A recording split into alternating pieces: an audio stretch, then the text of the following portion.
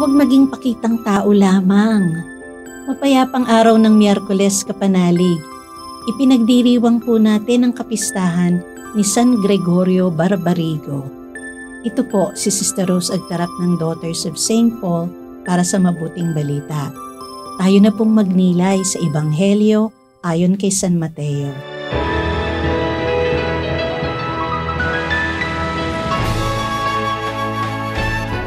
Sinabi ni Jesus sa kanyang mga alagad, "Mag-ingat na hindi maging pakitang tao lamang ang inyong mabubuting gawa.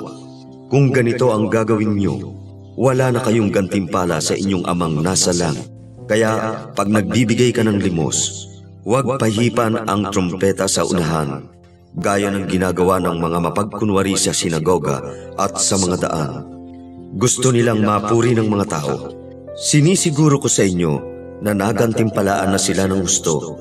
Kaya kung ikaw naman ang magbibigay ng limos, huwag ipaalam sa iyong kaliwang kamay ang ginagawa ng iyong kanang kamay, at mananatiling lihim ang iyong paglilimos, at ang iyong amang nakakakita sa mga lihim ang siyang gagantimpala sa iyo. Kung mananalangin kayo, huwag niyong tularan ang mga mapagkunwari. Gustong-gusto nilang tumayo sa mga sinagoga o sa mga daan para manalangin nang nakikita ng marami. Sinisiguro ko sa inyo na nagantimpalaan na sila ng gusto. At kung ikaw naman ang mananalangin, pumasok sa iyong silid, isara ang pinto, at manalangin sa iyong ama na kasama mo ng lihim. At ang iyong ama na nakakakita sa ipinaglilihim ang gagantimpala sa iyo. Pag mag-aayuno kayo, huwag magpakita ng lungkot sa mukha, gaya ng mga mapagkunwari. Nagpapakita sila ng lungkot sa mukha para makita ng tao na nag-aayuno sila. Talagang sinasabi ko sa inyo na nagantimpalaan na sila ng gusto. Kung ikaw naman ang mag-aayuno, maghilamos at ayusin ang sarili, sapagkat hindi ka nag-aayuno na pakitang tao lamang, kundi para sa iyong amang nakakakita sa lahat, at gagantimpalaan ka ng iyong amang nakakakita sa lahat ng lihim."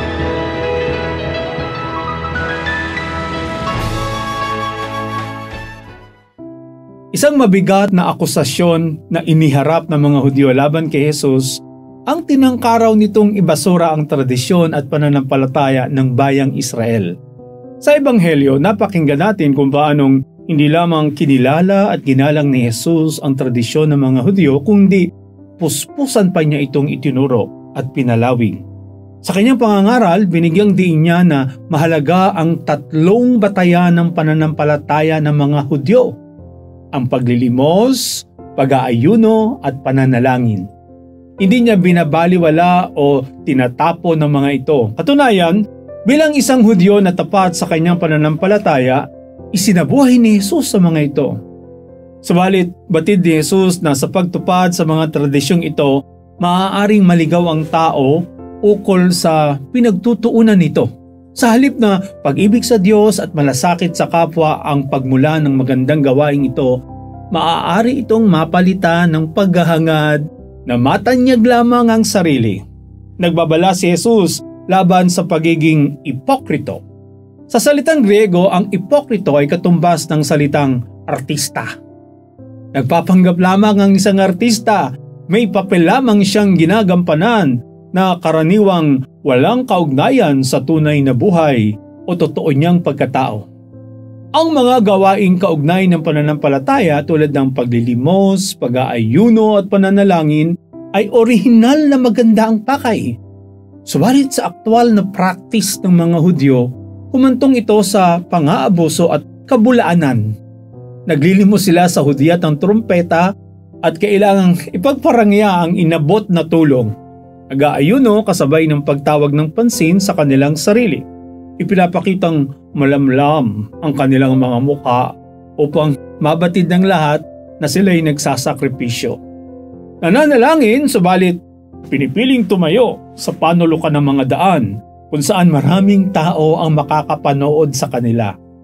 Hinikayat ni Jesus ang kanyang mga kababayang Hudyo at maging tayong lahat na kung may gagawin tayong mabuti para sa Diyos at para sa ating kapwa, magmula sana ito sa taimtim at malinis na kalooban at hindi sa mapag-imbot na hangarin na tayo ay matanyag at maging angat sa iba. Hindi natin dapat hanapin o hangarin na tayo ay palakpakan o purihin ng mga tao. Isa lamang ang kailangang matuwa sa mabuti nating ginagawa. Siya ay walang iba, kundi ang Diyos, kung saan wala tayong maitatagong lihim. Makikita niya kung tayo nagpapanggap lamang o taimtim tayong nagpupuri sa Kanya.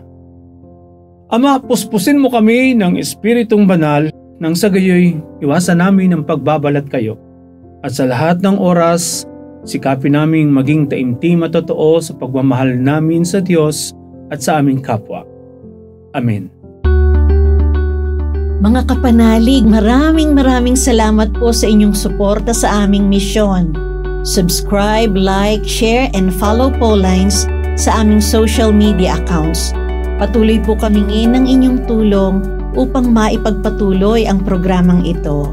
Maaari po ninyong ipadala ang inyong love offerings at donasyon sa aming donations channels. Makakaasa po kayo na kasamang lagi ang inyong mga intensyon at kahilingan sa aming panalangin araw-araw.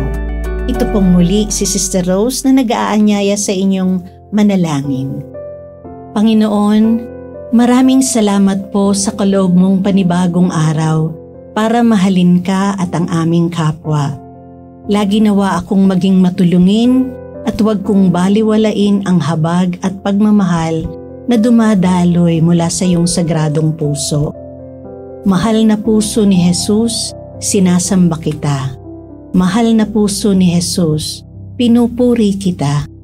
Mahal na puso ni Jesus, pinasasalamatan kita.